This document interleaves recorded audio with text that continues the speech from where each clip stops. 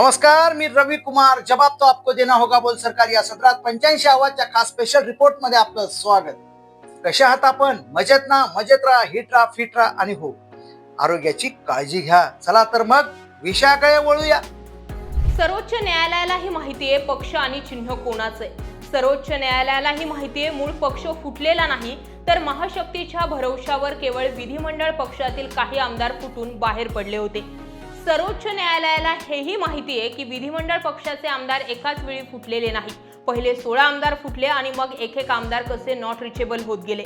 सर्व काही माहिती असूनही सर्वोच्च न्यायालयात या सर्व फुटीवर आणि पक्षाच्या मालकी हक्कावर जे पीठ दळलं जातंय ते एकाच प्रश्नाच्या मुळाशी आहे आणि तो प्रश्न म्हणजे निवडणूक आयोगानं कोणत्या अधिकारात हे ठरवलं की फूट मूळ राजकीय पक्षात पडली होती. जो अधिकारच निवडणूक आयोगाला नाही त्याच्या आधारे आयोगाने पक्ष आणि पक्षचिन्हाचा निकाल दिलाच कसा, हा मूळ प्रश्न सर्वोच्च न्यायालयात आहे. न्यायालयाने हेही स्पष्ट केलंय की आधी मूळ राजकीय पक्षात फूट पडली आहे का हेच तपासावं लागेल आणि त्यानंतर पुढील सर्व प्रश्न किंवा युक्तिवाद क्लिअर होतील. कपिल सिब्बल यांनी काल न्यायालयात जो युक्तिवाद केलाय त्यावरच आधारित आजचा युक्तिवाद होता. त्यांचा मूळ मुद्दा जो आहे तोच खोडून काढण्यासाठी शिंदे गटाचे वकील आता न्यायालयात काय बाजू मांडणार हा कळीचा मुद्दा आहे. सर्वोच्च न्यायालयात सिब्बल यांनी मांडलेले सर्वच मुद्दे इतके प्रभावी ठरतायत की न्यायालयाला निवडणूक आयोगाचा एकही मुद्दा असा सापडत नाहीये की त्याच्या आधारे ते आयोगाच्या बाजूने निकाल देऊ शकतील. सिब्बल यांनी निवडणूक आयोगाची अशी अभूतपूर्व नाकेबंदी केली आहे की त्यातून आता खरा निकालाचा टर्निंग पॉइंट ठरेल असा अंदाज आहे. आधी आमदारांच्या बळावर मुख्यमंत्रीपद मिळवायचं आणि नंतर त्याच मुख्यमंत्रीपदाचा सत्तेचा आणि सरकारी यंत्रणेचा वापर करून मूळ राजकीय पक्षच हायजॅक करायचा. सत्तेच्या बळावर पक्ष कसा फोडला जातो आणि कसा गिळला जातो हे काय सर्वोच्च न्यायालयालाही माहिती आहे, असा थेट युक्तिवाद सिब्बल यांनी केलाय. सुनावणी दरम्यान सर्वोच्च न्यायालयाने सिब्बल यांच्या तर्कांवर बोट ठेवत एक अत्यंत कळीचा प्रश्न विचारला होता.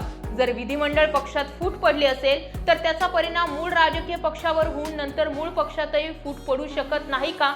या प्रश्नावर सिब्बल यांनी सांगितलंय की विधिमंडळ पक्षात पडलेली फूट ही मूळ राजकीय पक्षात पडलेली फूट कधीच मानली जाऊ शकत नाही. केवळ काही आमदार किंवा खासदारांनी एकत्र येऊन वेगळा गट स्थापन केला म्हणजे संपूर्ण पक्षामध्ये फूट पडली असा निष्कर्ष काढून पक्षाचं नाव आणि चिन्ह दुसऱ्या गटाला सोपवणं पूर्णपणे बेकायदेशीर आहे. शिंदे हे सुरुवातीला केवळ विधिमंडळ पक्षाच्या बळावर आणि भाजपच्या पाठिंब्याने मुख्यमंत्री बनले होते. तोपर्यंत मूळ राजकीय पक्ष पूर्णपणे ठाकरे यांच्या ताब्यात आणि नियंत्रणात होता.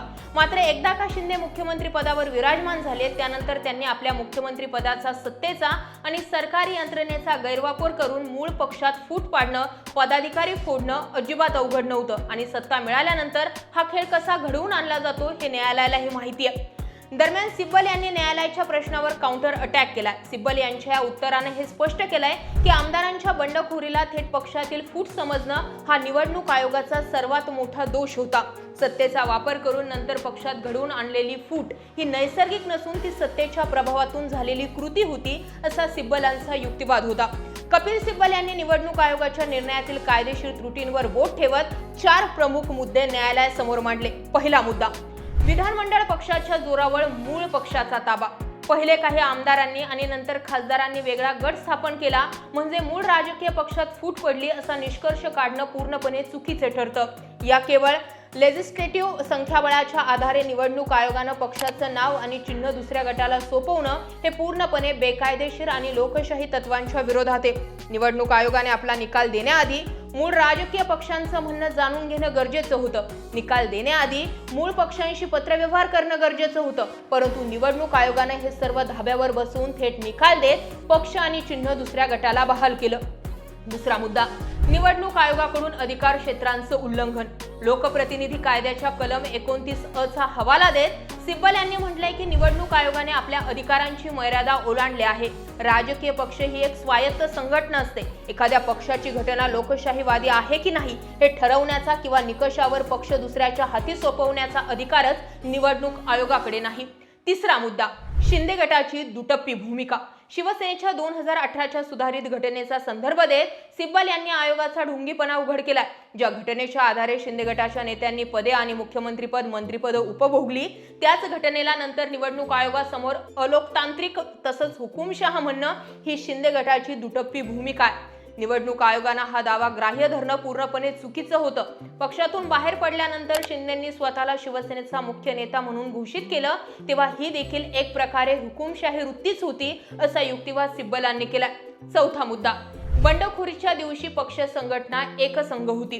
हा सिब्बलांचा अत्यंत प्रभावी युक्तिवाद होता आणि हाच खरा निकालात टर्निंग पॉइंट ठरणार आहे. ज्या दिवशी शिंदेंच्या नेतृत्वाखालील बंडखोरी झाली त्या दिवशी ठाकरे गटाची मूळ पक्ष संघटना पूर्णपणे एक संघ होती. पक्षप्रमुख ठाकरेंच्या नेतृत्वात 13 नेते, 32 उपनेते, राज्य संघटक, प्रतिनिधी सभा अधिकृतपणे कार्यरत होती. या सर्व पदाधिकाऱ्यांची अधिकृत यादी सादर करूनही निवडणूक आयोगानं राष्ट्रीय कार्यकारिणीकडे पूर्णपणे दुर्लक्ष केलं आणि केवळ आमदारांच्या संख्येला महत्त्व दिलं. सिब्बल यांनी या वादळी युक्तिवादादरम्यान न्यायालयानंही त्यांना महत्त्वाची 2 निरीक्षणं नोंदवली. तुम्ही ज्या संघटनात्मक गोष्टी मांडत आहात त्या बरोबर वाटत आहे, तसेच कठीण परिस्थितीमध्ये कोणताही निर्णय हा लोकशाही मार्गानेच घेतला जावा असं न्यायालयाने मान्य केलं. दुसरा मुद्दा म्हणजे विधानमंडळ पक्षात फूट पडली असेल तर त्याचा परिणाम राजकीय पक्षावर होणार नाही का, या प्रश्नातून न्यायालयाने कायदेशीर आणि व्यावहारिक संबंध तपासण्याचा प्रयत्न केला, ज्याला सिब्बल यांनी सत्तेचा गैरवापर हा तर्क देऊन खोडून काढलाय. सिब्बल यांचा हा युक्तिवाद या खटल्याला अत्यंत महत्त्वाच्या टप्प्यावर घेऊन गेला. सत्तेच्या बळावर मूळ पक्ष हायजॅक करणं आणि त्याला निवडणूक आयोगानं थेट मान्यता देणं, या प्रवृत्तीला त्यांनी थेट न्यायालयात आव्हान दिलंय. आमदारांचे तात्पुरते बहुमत म्हणजे मूळ राजकीय पक्ष नव्हे, हा त्यांचा युक्तिवाद भविष्यात पक्षांतर बंदी कायद्याच्या अंमलबजावणीसाठी आणि निवडणूक आयोगाच्या स्वायत्तेची मर्यादा ठरवण्यासाठी एक ऐतिहासिक दिशादर्शक ठरेल असं मत विधी क्षेत्रातून व्यक्त केलं जाते. आजही आमदार अपात्रतेच्या बाबतचा निर्णय विधानसभा अध्यक्षांनी कधी द्यायचा हे कोर्ट ठरवू शकत नाही असं सुप्रीम कोर्टानं म्हटलंय. त्यावर पलटवार करताना कपिल सिब्बलांनी म्हटलंय की जो व्यक्ती अपात्र व्हायला हवं होतं तुम्ही त्याच व्यक्तीला मुख्यमंत्री करून ठेवलं. जर विधानसभा अध्यक्षांनी त्यावेळी आमदार अपात्रतेचा निर्णय योग्य वेळी घेतला असता तर एकनाथ शिंदे आणि इतर 15 आमदार अपात्र ठरत होते. ना सरकार स्थापन झालं असतं, ना पक्ष आणि चिन्ह एकनाथ शिंदेंकडे गेलं असतं. मुद्दा 1.